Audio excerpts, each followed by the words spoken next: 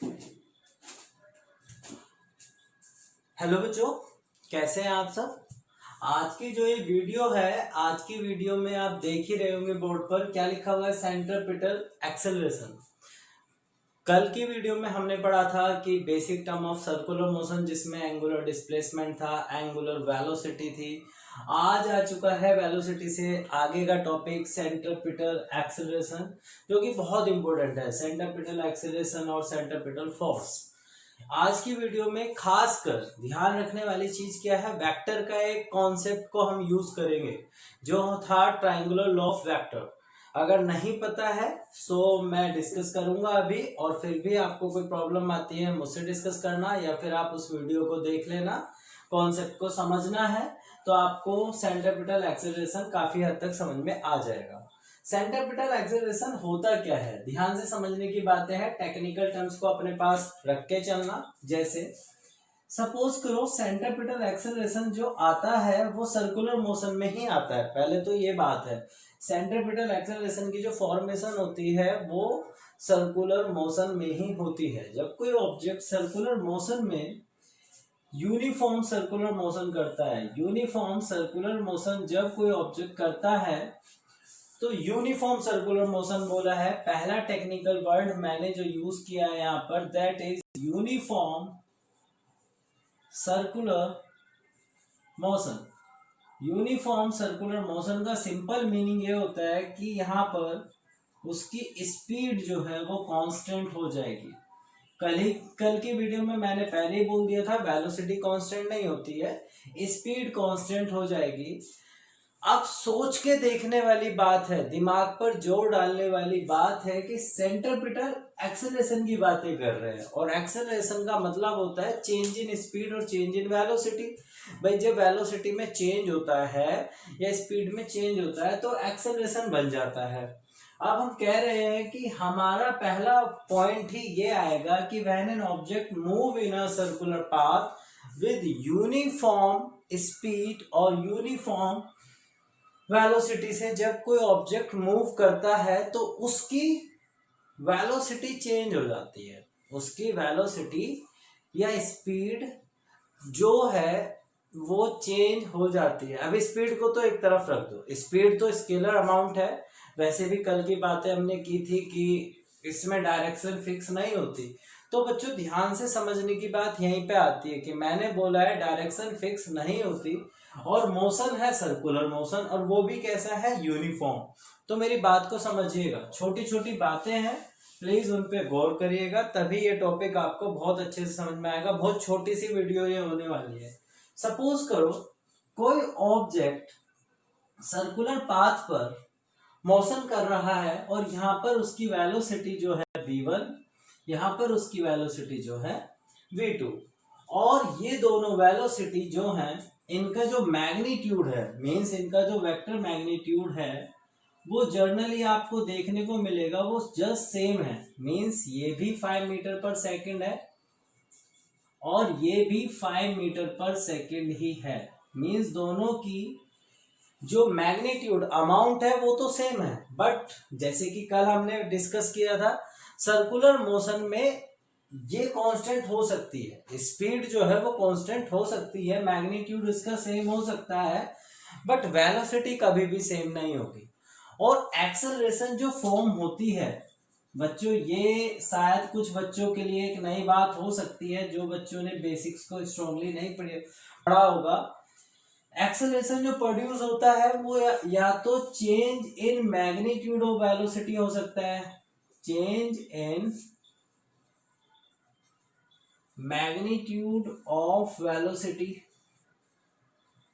जब वेलोसिटी के मैग्नीट्यूड में चेंज हो जाता है तो वो भी एक एक्सेलरेशन ही कहलाता है। मींस उसका वेलोसिटी बढ़ गई या घट गई। अगर किसी ऑब्जेक्ट की वेलोसिटी सेम रहे, किसी ऑब्जेक्ट की वेलोसिटी सेम रहे, but change in direction, change in direction when velocity is same, when velocity is same, जब किसी ऑब्जेक्ट की velocity means magnitude of velocity तो सेम रहे 5 और 5 और उसकी डायरेक्शन बदलती रहे, तो डायरेक्शन बदलने पर भी एक्सेलरेशन फॉर्म होता है। एक्सेलरेशन केवल वो नहीं जो 9th में हमने पढ़ लिया कि भाई 20 से 25 चला गया और 25 से 50 चला गया तो उसकी स्पीड बढ़ गई, वेलोसिटी बढ़ गई तो एक्सेलरेशन बन गया, वो भी है मगर केवल वो ही नहीं है। एक्सेलरेशन दो तरीके से फॉर्म हो सकता है, वेलोसिटी का मैग्नीट्यूड चेंज हो जाए वो तो है, वो तो हमने 9th में डिस्कस किया, बट 11th में क्या है, सेंट्रीपिटल एक्सेलरेशन एक नया कॉन्सेप्ट क्या लेके आया, जब कभी किसी भी ऑब्जेक्ट की वेलोसिटी उसकी डायरेक्शन की वजह से मैग्नीट्यूड सेम रहता है बट उसका डायरेक्शन चेंज होने लगे तो भी एक एक्सेलरेशन फॉर्म होता है, और वो एक्सेलरेशन जो फॉर्म होता है the acceleration produced due to the change in direction of an object when the velocity will be same at different point। दोबारा से मैं एक्सप्लेन करता हूं, the acceleration produced of an object's motion, जब किसी ऑब्जेक्ट के मोशन में acceleration produce हो जाता है due to the change in direction but the magnitude of the speed और वेलोसिटी मे बी कांस्टेंट। अगर उसकी वेलोसिटी कांस्टेंट होती है और उसकी डायरेक्शन बदलती रहे at that time the acceleration produce of the object motion is known as centripetal acceleration. वो ही एक्सेलरेशन सेंट्रीपिटल एक्सेलरेशन कहलाता है। और हम सब जानते हैं कि जब ऑब्जेक्ट सर्कुलर मोशन करता है, कल की पहली वीडियो का पहला टॉपिक पहली लाइन यही थी, इसकी स्पीड में बी कांस्टेंट और नॉट। स्पीड कांस्टेंट रह भी सकती है नहीं भी, बट डायरेक्शन कभी भी कांस्टेंट नहीं होगी, और डायरेक्शन कांस्टेंट ना होने की वजह से जो एक्सेलरेशन प्रोड्यूस होता है वो ही एक्सेलरेशन कहलाता है centripetal acceleration. Centripetal acceleration is that acceleration which produces in the motion of an object when it is moved in a circular path and constantly change the direction at every point of the circular path. This is called the centripetal acceleration। बहुत simple सी बात है, जब किसी object का circular path में motion चलता है उस वजह से मैं यहाँ पर एक फ्लो चार्ट भी आपके लिए तैयार कर देता हूं। ऑब्जेक्ट जो मूव कर रहा है वो सर्कुलर पाथ में मूव कर रहा है, velocity in case of magnitude is same at every point but direction of the motion is continuously change। जो डायरेक्शन है मोशन का वो continuously चेंज हो रहा है, so a acceleration produce this acceleration known as centripetal acceleration of the object. ये formation of flow chart आप समझ लीजिएगा, आपको कभी कोई प्रॉब्लम ही नहीं होगी कि जब कोई ऑब्जेक्ट सर्कुलर पाथ में मूव करता है तो उसका वेलोसिटी का मैग्नीट्यूड सेम हो जाता है हर एक सिंगल पॉइंट पर, but direction of the motion हमेशा चेंज होती रहती है, और डायरेक्शन के चेंज होने की वजह से उसमें एक एक्सेलरेशन बन जाता है और उस एक्सेलरेशन को सेंट्रीपिटल एक्सेलरेशन कहा जाता है। अगर हम लीनियर मोशन की बात करें तो मैग्नीट्यूड की बात आ जाएगी, बट सर्कुलर मोशन में मैग्नीट्यूड सेम हो सकता है बट डायरेक्शन चेंज होने की वजह से एक्सेलरेशन फॉर्म होता है, उसे ही सेंट्रीपिटल एक्सेलरेशन कहते हैं। अब सेंट्रीपिटल एक्सेलरेशन जो होता है ना बच्चों, उसका डेरिवेशन भी बहुत इंपॉर्टेंट है, ये सीखने वाली चीज है। इसके डेरिवेशन को अगर आप सीख जाएंगे तो फिर आपको एक नया कॉन्सेप्ट भी सीखने को मिलेगा और एक कॉन्सेप्ट रिवाइज हो जाएगा जिसे हम ट्रायंगुलर लॉ ऑफ वेक्टर भी कहते हैं। सेंट्रीपिटल एक्सेलरेशन अगर ए है तो इसका फॉर्मूला या तो v²/r होगा या फिर ω²r होगा, ये हमें ड्राइव करना है। तो लेट्स सी, अगर कोई ऑब्जेक्ट सर्कुलर पाथ में मोशन करता है, मैंने उसके एक पॉइंट पर एक वेलोसिटी वेक्टर ले लिया, ये दूसरे पॉइंट पर दूसरा वेलोसिटी वेक्टर ले लिया, ये दोनों के मैग्नीट्यूड सेम है, magnitude of V1 is also V और magnitude of V2 is also V। बहुत सिंपल सी बात है, कोई दिक्कत नहीं है, एक्सप्लेन मैं पहले ही कर चुका हूं। इसकी अपनी जो रेडियस है वो R है और इसकी अपनी जो रेडियस है यहां तक वो भी R है, और इसके बीच जो एंगुलर डिस्प्लेसमेंट हुआ है दैट इज थीटा। ये सब आपको पता है। अब समझने वाली बात है कि ये जो है ये एक लीनियर डिस्प्लेसमेंट हम कह देंगे जो कि ऐसा है, आर्क बोल दो इसे चाहे सर्कुलर पाथ है तो। बट मैं आपको पहले एक चीज बता देता हूं, ये जो जितनी भी बातें हम कर रहे हैं ये बहुत छोटी छोटी चीजें हैं। फॉर इमेजिनेट कि ये जो सर्किल है ये ज्यादा बड़ा सर्किल अब नहीं है, बहुत छोटा सा सर्किल एज्यूम किया है। सपोज यही है, ये मेरा मार्कर है और इसे मैं मोशन करा रहा हूं, तो अभी इसकी इनिशियल पोजीशन, ये सेंटर है इसका और ये इसकी इनिशियल पोजीशन है ये वाली। मैंने केवल इतना कंसीडर किया है कि ये यहां से यहां गया, केवल ये यहां से यहां पर आया है मूव करता हुआ। अब क्योंकि ये पूरा सर्किल भी ड्रॉ करेगा तो इस वजह से इसका सर्कुलर मोशन क्या लाया जाएगा, तो ये एंगल को मैंने थीटा कहा, जो कि एक्चुअली में थीटा ना होके बहुत ही छोटा एंगल है डी थीटा। और इसकी जो ये सीधी सी डिस्टेंस है, जब ऑब्जेक्ट बहुत कम छोटी सी डिस्टेंस को ट्रेवल करता है किसी सर्कुलर पाथ में, वो डिस्टेंस लीनियर डिस्टेंस कहलाई जाती है। तो ये एक तरह की लीनियर डिस्टेंस ही हम मानेंगे जब ये बहुत छोटी होगी। बड़ी होगी तो फिर तो ये आर्क हो जाएगी।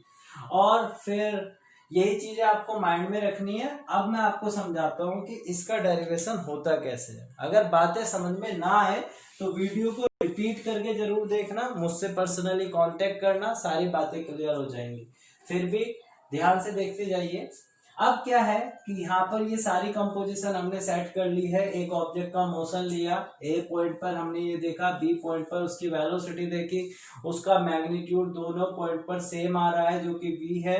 हमने कहा यहाँ से रेडियस हमने ड्रॉ किया सर्किल का, ये डिस्प्लेसमेंट है। हमने पहले बोल दिया कि ये बहुत छोटी चीजें हैं, बहुत छोटी चीजें हैं, तो ये डी थीटा हो जाएगा, ये ds हो जाएगा। अगर ये बड़ा होता तो ये आर्क कहलाता, ये छोटा है तो स्ट्रेट लाइन भी कहलाएगा। वो चीजें कहाँ यूज होगी आने वाले कॉन्सेप्ट में। अब देखिएगा, अगर मैं इसे एक वेक्टर मान लूं v1 को, तो ये वेक्टर ये है v1 और ये मेरा दूसरा वेक्टर है। मैं इसे इसकी टेल से ड्रॉ कर देता हूं इसी के डायरेक्शन में v2। ये वेक्टर v2, ये वेक्टर v1। ध्यान से समझिएगा, मैंने दो अलग अलग पॉइंट पे अपने वेलोसिटी वेक्टर ड्रॉ किए, टेंजेंट ड्रॉ किए और हमने इसे एक पॉइंट से जोड़ दिया। अब क्योंकि ये टेंजेंट है, क्लास 10th में आपने पढ़ा होगा जब किसी सर्किल पे टेंजेंट ड्रॉ किया जाता है वो रेडियस से 90 डिग्री का एंगल बनाता है, रेडियस से 90 डिग्री का एंगल बनाता है। ये एंगल्स हमारे 90 डिग्री के हो रहे हैं रेडियस से। यहाँ पे ये जो एंगल फॉर्म हो रहा है ये लगभग 90 डिग्री है। और फिजिक्स ऐसा कहती है जब कभी कोई भी सर्कुलर मोशन में टेंजेंट रेडियस से अगर 90 डिग्री का एंगल बनाते हैं तो जो रेडियस के बीच में एंगल होता है वही एंगल उन नॉर्मल्स के बीच में भी होता है, वही एंगल उन नॉर्मल के बीच में भी होता है। नहीं समझ में आया सर, दोबारा बताओ? दोबारा बता देता है, दोबारा से ध्यान से सुनिएगा। फिजिक्स ये कहती है जब किसी सर्कुलर पाथ में रेडियस से जब कोई भी वेक्टर 90 डिग्री बनाते हैं, ये दो वेक्टर है जैसे मैंने कहा ये 90 डिग्री है, यहाँ पर ये 90 डिग्री है, तो उस समय अगर हम इनका एक वेक्टर ड्रॉ करें तो इनके बीच जो एंगल बनेगा वो वही एंगल बनेगा जो एंगल इन दोनों की पोजीशन से रेडियस के बीच बन रहा है। भाई इसकी पोजीशन B है, इसकी पोजीशन A है। जब मैं इन दोनों की पोजीशन सेंटर से देखता हूं तो सेंटर पर जो एंगल बनता है, तो जब मैं इन्हें एक पॉइंट पर ड्रॉ कर दूंगा तो ये दोनों वेक्टर के बीच जो एंगल बनेगा वो एंगल होगा जो हमारे रेडियस से सेंटर पे बन रहा है, ये भी रेडियस ये भी रेडियस, रेडियस से सेंटर पे बनने वाला एंगल थीटा। अब क्योंकि ये रेडियस से 90 डिग्री है, ये भी रेडियस से 90 डिग्री है, दोनों टेंजेंट है, तो जब इन्हें एक पॉइंट पर ड्रॉ किया जाएगा, इनके बीच बनने वाला एंगल वो एंगल होगा जो सेंटर पर रेडियस से एंगल बन रहा है इनकी पोजीशन के थ्रू। इस सेंटर से इसकी पोजीशन यहाँ, इस सेंटर से इसकी पोजीशन यहाँ, तो रेडियस के बीच एंगल बना, सेंटर के बीच एंगल बना थीटा। और जब इन्हें एक पॉइंट पर ड्रॉ करेंगे तो वो एंगल इस सेंटर एंगल के इक्वल होगा।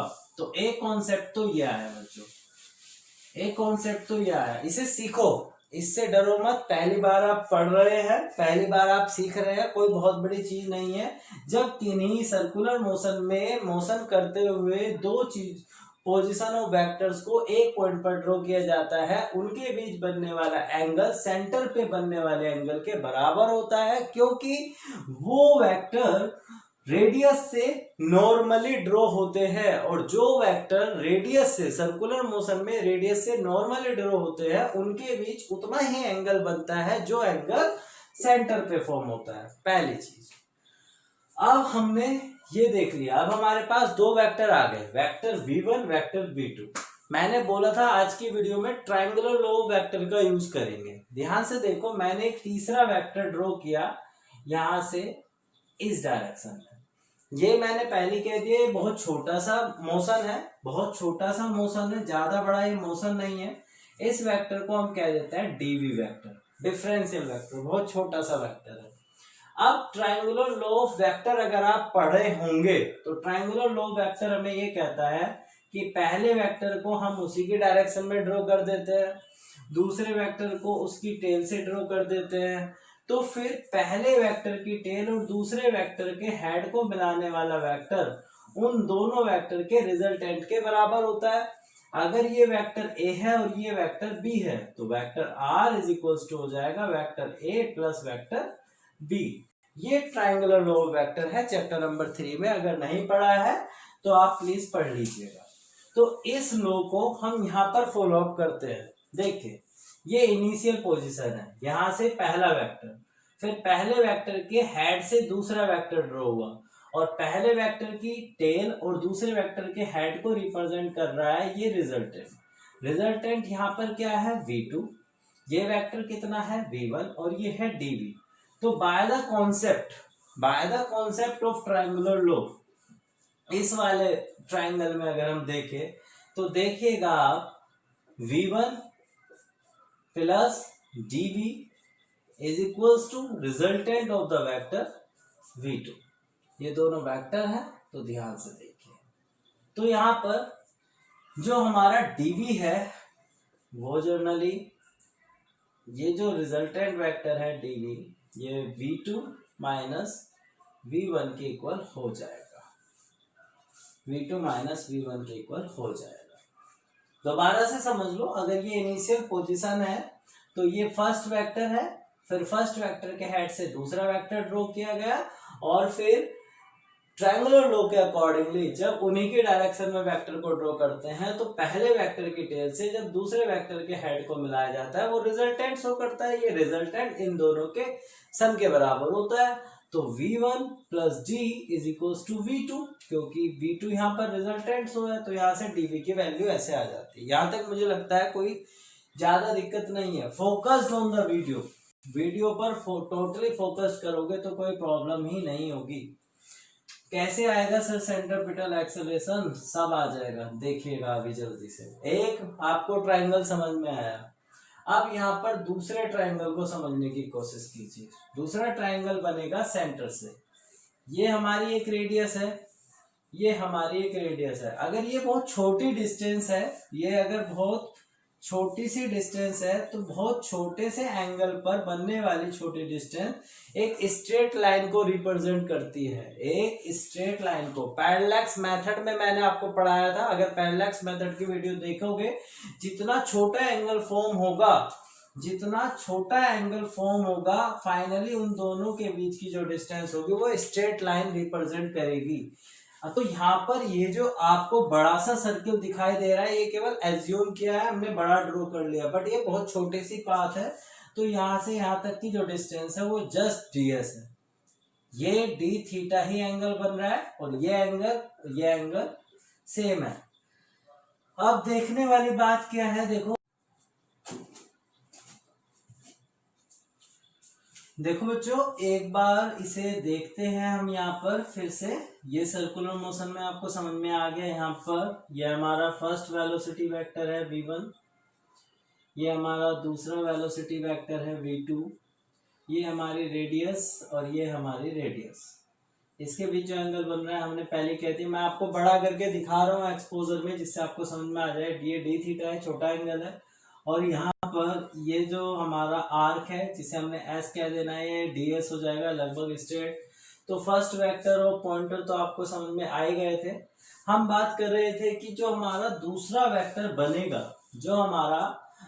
वेक्टर बनेगा, फॉर्मेशन में देखो कि ये v1 था और ये यहाँ से यहाँ तक v2 हो गया, और इनके बीच एक हमने रिप्रेजेंटेशन वेक्टर ले लिया जो कि लगभग स्ट्रेट लाइन है क्योंकि बहुत छोटे वेक्टर हैं। तो इनके बीच जो सेंटर पे एंगल बन रहा था वही एंगल यहाँ डी थीटा बन रहा था।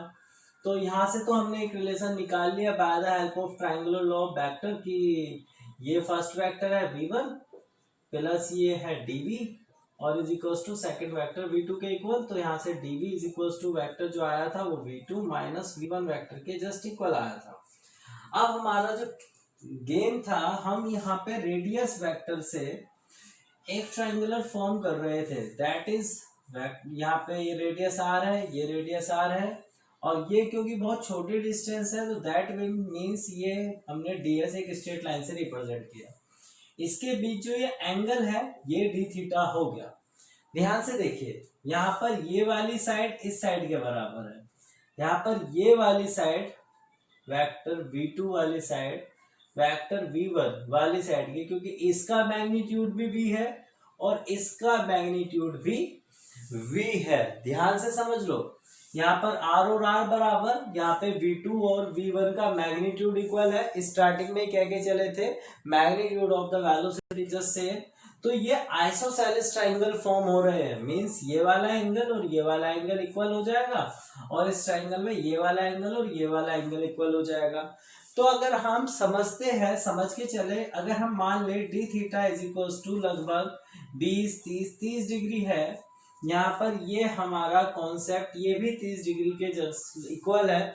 तो एक ट्रायंगल सम के अकॉर्डिंगली ऑब्जर्व किया जाए 180 डिग्री, 180 माइनस 30, 180 माइनस 30 150 हो गया। तो ये भी एंगल 75, ये भी एंगल कितना 75। यहाँ पर आ जाओ, अगर यहाँ पर भी सेम 75 तो देखने वाली बात क्या होगी, डी थीटा के इक्वल 75 दोनों ट्राइंगल के अंदर तीनों एंगल सेम हो गए। मींस अगर ये जो मेरा ट्राइंगल है ये हमारा हो जाए OAB और ये ट्राइंगल बन जाए OCD, तो आप ध्यान से देखिएगा जो ट्राइंगल OAB है वो जस्ट सिमिलर हो जाएगा ट्राइंगल OCD के। तो by similarity the corresponding side ratio is always be equal. तो इनके जो साइड रेशियो हो जाएंगे means ds over r is equals to dv over v, ये सेम हो जाएंगे। अब मुझे रिलेशन बनाना है एक्सेलरेशन और वेलोसिटी का या ओमेगा स्क्वायर r का। तो विद रेस्पेक्ट टू टाइम अगर हम इसे डिवाइड कर दे, यहाँ पर भी dt और यहाँ पर भी dt, तो ध्यान से देखो ds ओवर dt और dv over dt, displacement upon time, displacement upon time हो गया velocity upon r, velocity upon time rate of change of velocity हो गया एक्सेलरेशन, और वो भी क्योंकि ये एक्सेलरेशन जो बना है वो चेंज इन डायरेक्शन की वजह से बना है, तो ये सेंट्रीपिटल एक्सेलरेशन हो जाएगा और इनटू v।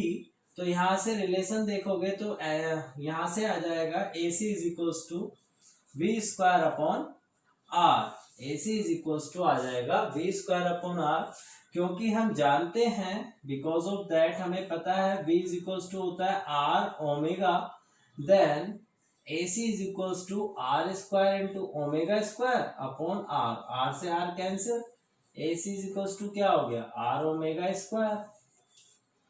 तो या तो ये देख लो या फिर ये देख लो, यही है सेंट्रीपिटल एक्सेलरेशन। जो भी डाउट था, जो भी मन में कॉन्सेप्ट में कंफ्यूजन आ रही हो वो क्लियर कर लीजिए। पहला वेक्टर हमने फॉर्म किया v1 v2 के बीच में सेम एंगल d थीटा था, समझ में आ गया होगा। सेकंड वेक्टर ऑफ ट्रायंगल हमने बनाया रेडियस से, दोनों साइड्स इक्वल है, दोनों एंगल ये बराबर, क्योंकि d थीटा बराबर है तो by the angle sum property of triangle ये एंगल इनके मैग्नीट्यूड में बराबर आ जाएंगे तो ट्रायंगल सिमिलर हो जाएंगे। सेम रेशियो के बाद आपको सब चीजें पता ही है, ds over dt displacement upon time velocity हो गया, और rate of change of velocity acceleration ac is equals to v square upon r से ये हमारा प्रूफ हो गया। यहीं से हम सेंट्रीपिटल फोर्स को भी प्रूफ कर सकते हैं। सेंट्रीपिटल फोर्स क्या हो जाएगा, देखो F is equals to m into centripetal acceleration. Centripetal force हमेशा सेंटर की तरफ, जब कोई ऑब्जेक्ट सर्कुलर मोशन में ट्रेवल करता है तो सेंटर की तरफ एक फोर्स लगता है जिसे सेंट्रीपिटल फोर्स कहते हैं। तो m अगर ac की value v square upon r रखना है तो फॉर्मूला बन जाएगा F is equals to mv square upon r, और अगर ac की जगह आप r ओमेगा स्क्वायर रखना चाहते हैं तो यहाँ पर mr omega square. This is a simple concept of the centripetal acceleration and centripetal force. अगर इस वीडियो में कोई भी डाउट आपके मन में आता है then simply contact to me. Basic बातें हैं, छोटी छोटी बातें हैं, ट्रायंगुलर लॉ ऑफ वेक्टर से जुड़ी हुई बातें हैं। इससे बेस्ट इस डेरिवेशन को करने का एक और तरीका है, डिफरेंशियल मेथड से एक हम कॉम्प्लेक्स नंबर की फॉर्म में भी इस डेरिवेशन को कर सकते हैं। Class 11th mathematics complex number I cap J cap की फॉर्म में भी ये डेरिवेशन हो सकता है, बट सिंपली आप इस मेथड को फॉलो करें, पहले से कंप्लीट करें, बाद में उसके ऑब्जर्व करेंगे बच्चों। थैंक यू बच्चों।